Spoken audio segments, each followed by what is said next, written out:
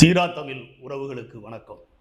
இந்த சிறப்பு நேர்காணலில் நாம் சந்திக்க இருப்பவர் கடந்த 50 ஆண்டுகளுக்கு மேலாக கம்யூனிஸ்ட் பேர் இயக்கத்தில் பயணித்து வந்தவர். இப்பொழுது அதிலிருந்து விலகி தமிழக வெற்றி கழகத்தில் பயணித்து கொண்டிருப்பவர் தமிழ்நாட்டின் மூத்த அரசியல்வாதி தோழர் மகேந்திரன் அவர்கள். ஐயா வணக்கம். வணக்கம். நலமா இருக்கீங்களா? நலமா. மாணவர் காலம் தொட்டு யூத் ஃபெடரேஷனில் தன்னை ஈடுபடுத்தி கொண்டு மறைந்த முதுபெரும் கம்யூனிஸ்ட் தோழர் ஐயா நல்லகண்ணு தாப்பாண்டியன் அவர்கள் மாநில செயலாளராக இருக்கும்போது அவர்களுக்கு உதவி செயலாளராக இருந்தீங்க. பல போராட்டங்களில் கம்யூனிஸ்ட் கட்சியில் தன்னை ஈடுபடுத்தி கொண்டவங்க. மார்க்சிய சிந்தனையை முழுவதும் உள்வாங்கியவர், லெனினை பற்றி சிந்தித்தவர். இப்படி பன்முகத்தன்மை உண்ட நீங்கள் கம்யூனிஸ்ட் பேர் இயக்கத்திலிருந்து விலகியது என்ன காரணம்? விலகியதற்கு பிறகு குறிப்பாக தாவேகாவோடு கரங்கோர்த்தது எதன் அடிப்படையில்? அது விரிவாக நீங்கள் சொன்னீங்கன்னா நல்லாயிருக்கும். ரொம்ப ஒரு முக்கியமான கேள்வி.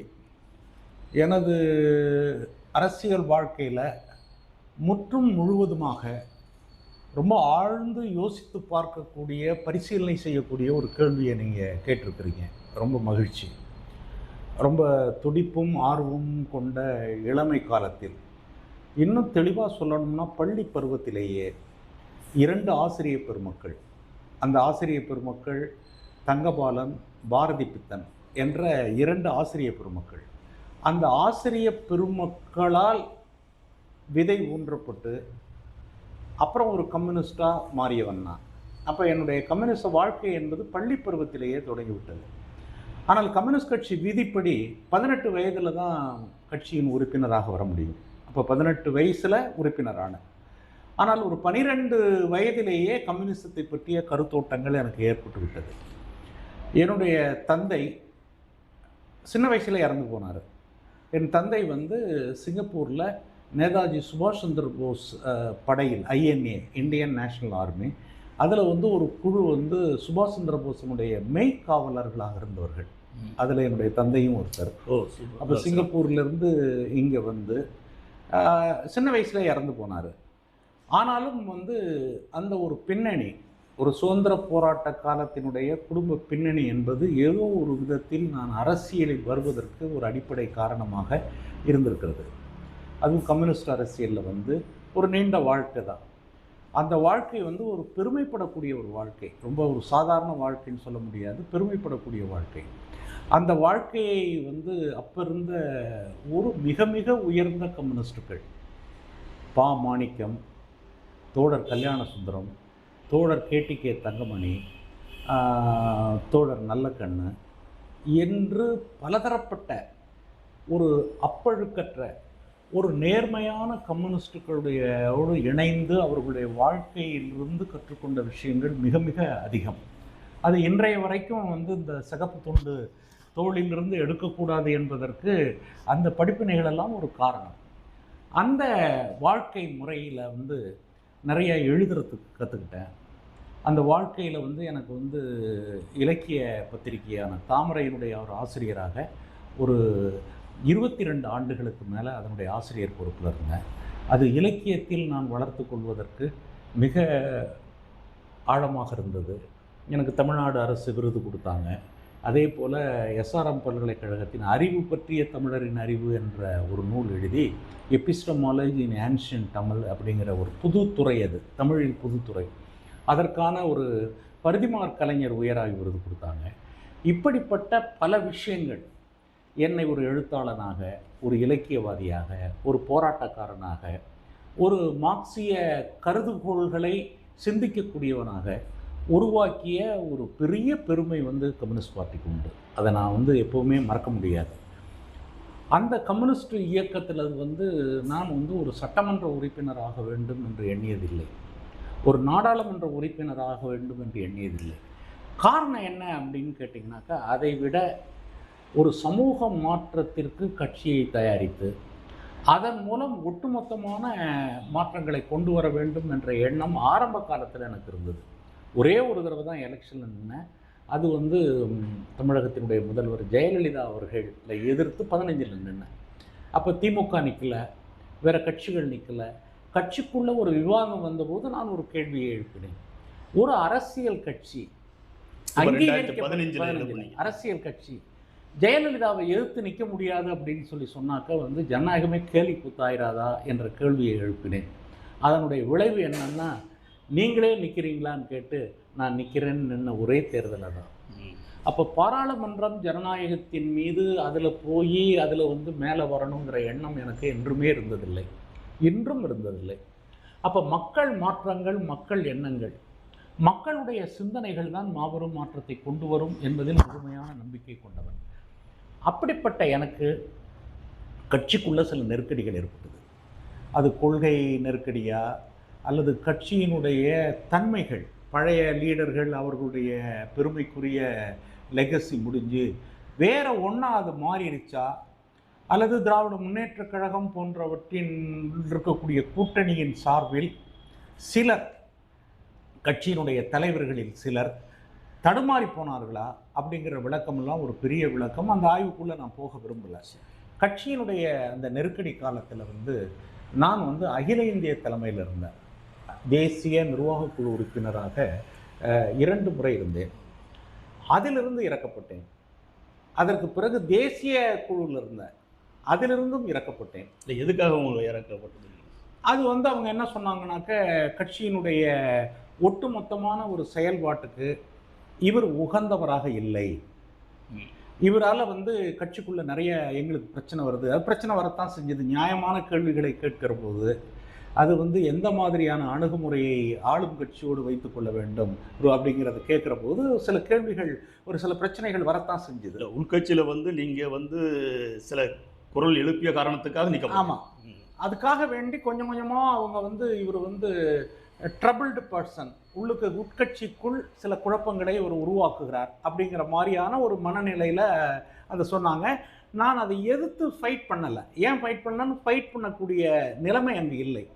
அதற்கு பிறகு கட்சியினுடைய எல்லா விஷயங்களையும் வச்சுக்கிட்டு கொண்டு வந்தாங்க. கடைசியாக அவர்கள் என் மீது எந்த குற்றச்சாட்டையும் வைக்கல. இந்த NCBH நிறுவனம், அதாவது நியூ செஞ்சுரி புக் ஹவுஸ், அது புதுயுக புத்தக நிலையம் அப்படின்லாம் பேர். அதை உருவாக்குனதில் மிகப்பெரிய பங்கு சீனிவாசராவுக்கு உண்டு, மறைந்த தலைவர் சீனிவாசராவுக்கு உண்டு. அவர், மோகன் குமாரமங்கலம், ராதாகிருஷ்ணமூர்த்தி, இப்போ இருக்கவங்களுக்கு அந்த வரலாறு கூட அவங்களுக்கெல்லாம் தெரியாது. அவர்கள் அந்த புத்தக நிலையத்தை உருவாக்கி கொண்டு வந்தாங்க. புத்தக நிலையத்தை உருவாக்கி கொண்டு இன்றைக்கி தமிழ்நாட்டில் இருக்கக்கூடிய இலக்கியவாதிகளில் 90% பேர் இலக்கியக்காரர்களாக மாறி இருப்பதற்கு அவர்கள் கடந்த காலத்தில் ரஷ்ய இலக்கியங்களை வாசித்தது தான் காரணம். அதாவது ரஷ்யாவில் அச்சடிக்கப்பட்ட புத்தகங்கள் இந்த இதில் விற்பனைக்கு இவங்க மொழிபெயர்த்து அது தமிழ் வாசகர்களுக்கு ஏற்ற வகையில் கொண்டு வரப்பட்டது. அப்போ இன்னைக்கு இருக்கக்கூடிய இந்த நவீன இலக்கியங்களுக்கான எல்லா விஷயங்களும், யதார்த்த இலக்கியங்களுக்கான எல்லா விஷயங்களும், அதே போல கம்யூனிசம் என்றால் என்ன, கம்யூனிசத்தினுடைய கருத்தோட்டங்கள், இவையெல்லாம் கம்யூனிசத்தை நேசிக்கிறவர்கள் வளர்வதற்கு அடிப்படை காரணமாக இருந்தது நியூ செஞ்சுரி புக் ஹவுஸ். அந்த இதில் தான் உங்களுக்கு கம்யூனிஸ்ட் புத்தகங்கள், கம்யூனிஸ்ட் எழுத்தாளர்களுடைய புத்தகங்கள் அது மட்டும்தான் அங்கே முன்ன வித்துக்கிட்டு இருந்தாங்க. அவங்க அதை மட்டும்தான் விற்பனை பண்ணிக்கிட்டு இருந்தாங்க.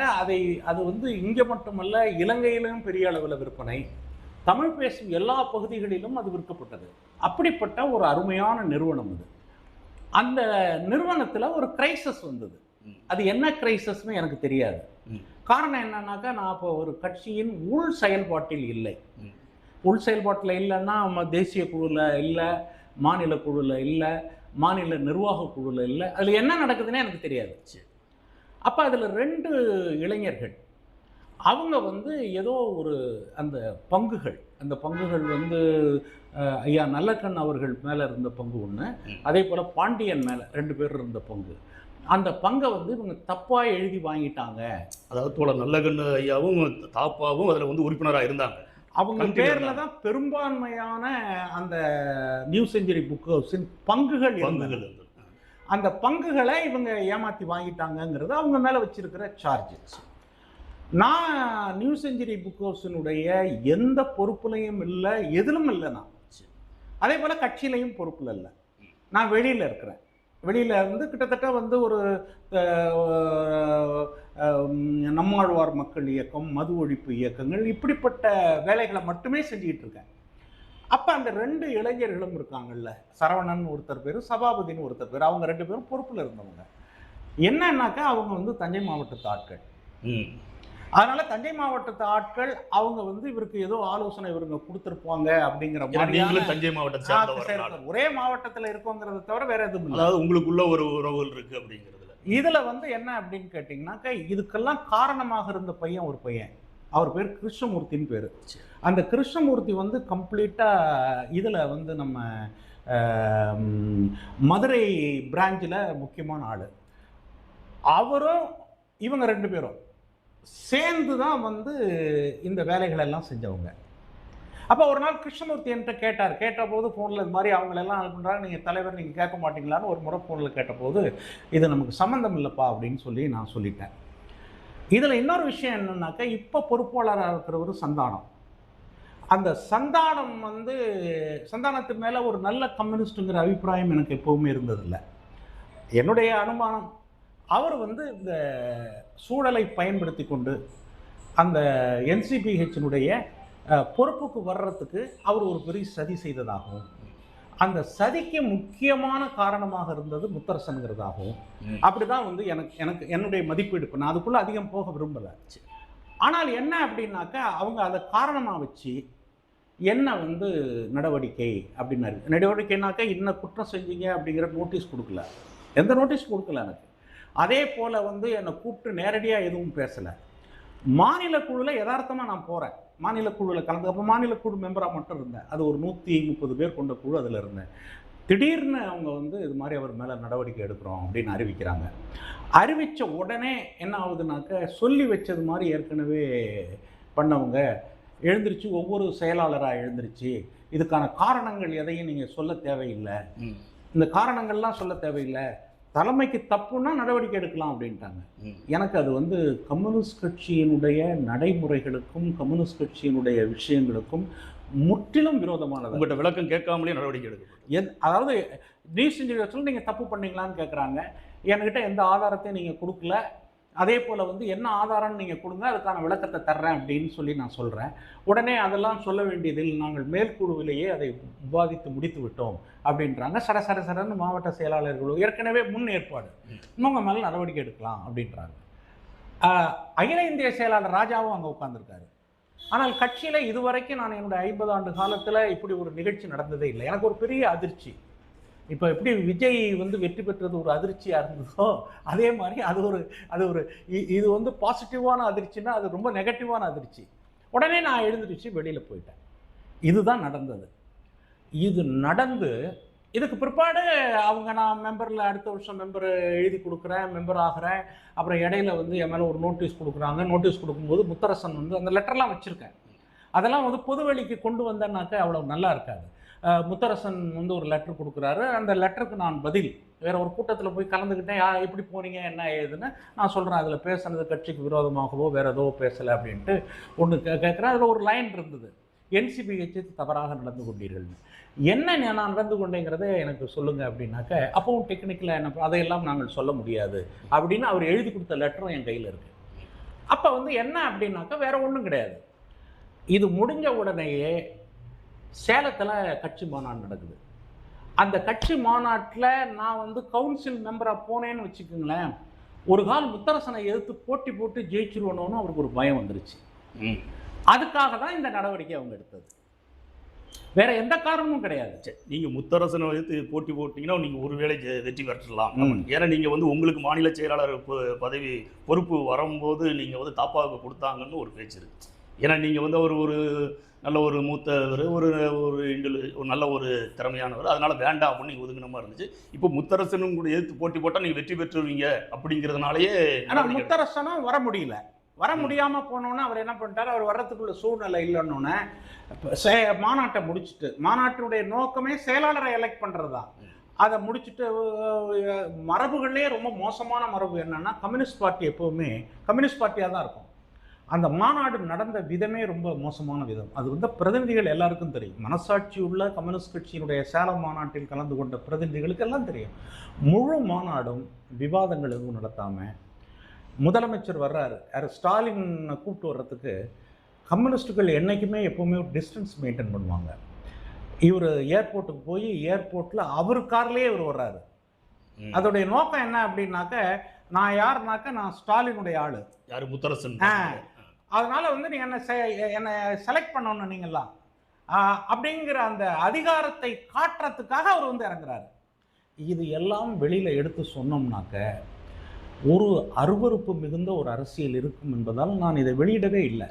ஆனால் என்ன அப்படின்னாக்க, இப்போ வந்து முத்தரசு வீரபாண்டியனுக்கு ஒரு நிர்பந்தத்தை கொடுத்து ஏதோ கட்சியில் நான் தவறு செய்து விட்டதாகவும், அந்த தவறுகளை செய்து கட்சியில் 3 வருஷத்துக்கு முந்தி நீங்கள் நடவடிக்கை எடுத்தீங்க, ரைட்டு, 3 வருஷத்துக்கு முந்தையே அதை அறிவிச்சிருக்கலாம்ல, அதை வெளி உலகத்துக்கு சொல்லியிருக்கலாம்ல.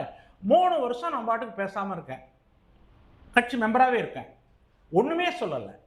ஆனால் நான் தாவேக்காவுக்கு போகிறேன்ன உடனே 3 வருஷத்துக்கு முந்தி இருந்த விஷயத்தை நடவடிக்கை எடுக்கப்பட்டவர், தவறு செய்யப்பட்டவர், இந்த பெண் வந்து ஒரு கற்பை இழந்த பெண் அப்படின்னு சொல்லுவாங்கள்ல, அது மாதிரி வந்து தவறு இழைக்கப்பட்டவர் அப்படிங்கிற ஒரு ஸ்டேட்மெண்ட்டை விடுறாங்க. இது கம்யூனிஸ்ட் பார்ட்டிக்கு அழகு இல்லை, கம்யூனிஸ்ட் கட்சியினுடைய நெறிமுறைகளுக்கு பொருத்தம் இல்லைங்கிறது மட்டும்தான் என்னுடைய ஒரே பிள்ளை. 3 வருஷத்துக்கு முன்னாடி உங்க மேலே வந்து நடவடிக்கை எடுக்கிறாங்க, அப்பவே நீக்கிருக்கலாம் அப்படின்னு சொல்றீங்க. ஏன் அப்போ நீக்கலன்னா இப்போ ஏன் இதுனா 2 வருஷத்துக்கு முன்னாடி விஜய் கட்சி ஆரம்பிச்சதற்கு பிறகு நீங்கள் வந்து தாவேக்காவோட நெருக்கம் காட்டுறீங்க, அதனால இப்படி ஒரு நடவடிக்கை இப்போ எடுத்திருக்காங்க அப்படின்னு சொல்லப்படுது. அதாவது தாவேக்காவுடைய அரசியலில் எனக்கு எப்படி நெருக்கம் ஏற்பட்டது அப்படிங்கிறதெல்லாம் வந்து அவர் வெற்றிக்கு பிறகு தான். அதுக்கு முந்தி தாவேக்காவை பற்றி நான் லேசாக செஞ்ச விமர்சனங்கள் கூட பத்திரிகையில் வந்திருக்கு, விமர்சனம் பண்ணியிருக்கீங்க. அதனால் வந்து நெருக்கம்னு சொல்ல முடியாது. அப்போ அதுக்கு பிறகு தான் அது. ஆனால் அவங்களுடைய கேமே என்ன அப்படின்னாக்க, நான் வந்து கட்சி உள்ளுக்கு இருந்தேன்னாக்க பல பல பிரச்சனைகள் இருக்குது. இது மட்டுமல்ல, நான் வந்து அகில இந்திய தலைமைக்கு கொடுத்த லெட்டருக்கு வந்து இன்னும் எனக்கு பதில் கிடைக்கல. அதெல்லாம் வந்து ஒரு 15 கோடி ரூபாய் சம்மந்தப்பட்ட சில விஷயங்கள், இதெல்லாம் நான் கொடுத்துருக்கேன். இந்த மாதிரியான பல விஷயங்கள், அந்த பல விஷயங்கள் மேலே முத்தரசனுக்கு ஒரு பயம் இருக்குது. நான் இப்போவும் சொல்கிறேன், நேருக்கு நேர் இருந்தாலும் சரி, அல்லது இந்திய கம்யூனிஸ்ட் கட்சியின் மீது இன்றும் நான் மரியாதை வைத்திருக்கிறேன். அதில் இருக்கக்கூடிய பல்லாயிரக்கணக்கான தோழர்கள் மேலே எனக்கு ஒரு மிகப்பெரிய மரியாதை இருக்குது. அந்த மரியாதையெல்லாம் வந்து நான் வச்சுக்கிட்டே சொல்கிறேன், கட்சி பேருக்கு ஒரு அவப்பேர் வந்துடக்கூடாது அப்படிங்கிறதுக்காக நான் வாய் திறக்கவே இல்லை. ஆனால் அவர்கள் என் மீது குற்றம் சாட்டு வைத்தவர்களை மீண்டும் கேட்டுக்கொள்கிறேன், நீதிமன்றத்துக்கு நீங்கள் போங்க. ஆனால் நீங்கள் தானே வெளியிட்டீங்க, நான் வெளியிடலை. நான் கட்சியிலேருந்து குறை சொல்லிட்டு வெளியில் வரல. நான் இந்த சிகப்பு துண்டோடையும் சிகப்போடையும் போவேன் அப்படின்னு சொல்லிட்டு வந்தேனே ஒழிய, கம்யூனிஸ்ட் பார்ட்டியில் என்ன தப்பு நடந்தது, போனது வந்தது அப்படிங்கிறத நான் சொல்லவே இல்லை. ஆனால் கம்யூனிஸ்ட் பார்ட்டிக்குள்ள தவறு நடந்திருக்கு, ஆனால் நீங்கள் வெளியே சொல்லலை. ஏன் நீங்கள் வெளியில் வந்ததுக்கு காரணம் முழுக்க முழுக்க முத்தரசன் தான் அப்படின்னு எடுத்துக்கலாமா? நான் முத்தரசனுக்கு வந்து அவர் ஒரு இன்ஃபீரியர் காம்ப்ளெக்ஸ், தாழ்வு மனோபாவம், ஒரு அரசியல் இல்லாதவர், அரசியல் அதிகம் படிக்காதவர், கல்வியும் ரொம்ப குறைச்சி படித்தவர் தான். இந்த சூழல்களை வைத்து கொண்டு பண்ணக்கூடிய சில தந்திரங்கள், அப்படி ஒரு குரூப் இருக்குது. இதில் தான் ஒரு சின்ன கேள்வி வருதியா, ஏன்னா கம்யூனிஸ்ட் பார்ட்டி வந்து தனிநபரை முன்னிறுத்துவதை காட்டிலும் தத்துவங்களை முன்னிறுத்தும். நீங்கள் அரசியல் அவருக்கு அவ்வளோவா தெரியாது, அவ்வளோ வந்து அவருக்கு ஒரு திறமை இல்லாதவர் அப்படிங்கிற மாதிரி நீங்கள் சொல்லும் போது, எப்படி மாநில செயலாளராக கம்யூனிஸ்ட் கட்சி வந்து முத்தரசன் தேர்ந்தெடுத்தது? அதுதான் சூழல். அதாவது கம்யூனிஸ்ட் கட்சி உள்ளுக்கு வந்து பெரும்பகுதி இப்போ எப்படி ஆகிப்போச்சுன்னு கேட்டிங்கன்னா, கோஷ்டிகள் ஆயிடுச்சு.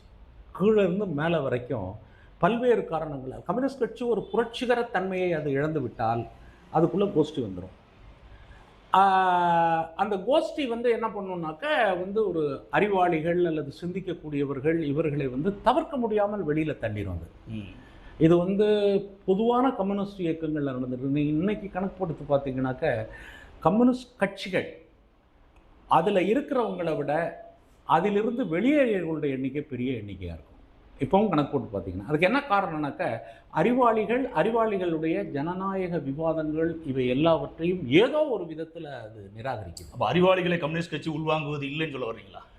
அறிவாளிகளால் தான் கம்யூனிஸ்ட் கட்சி வளர்ந்தது. இப்போ அறிவாளிகளால் தான் கம்யூனிஸ்ட் கட்சி வந்து தன்னுடைய மேன்மையை அடைஞ்சுது. Intellectual is based in the communist party, no doubt in it. ஆனால் ஒரு கட்டத்துக்கு மேலே என்ன ஆகுது அப்படின்னு கேட்டிங்கனாக்கா, அந்த நடைமுறை சிக்கல், இன்னைக்கு இருக்கக்கூடிய இந்த மலிவான அரசியல், கூட்டணியில சேர்ந்து கெட்டுப்போன அரசியல். இல்லை, இதுதான் மண்ணுக்கேற்ற மார்க்சியம் இவங்க நினைக்கிறாங்களா அப்போ? அவங்க தவறு அது. அப்படிப்பட்ட ஒரு போக்கின் காரணமாகத்தான் நான் அதிலிருந்து வெளியில் வந்தேன்.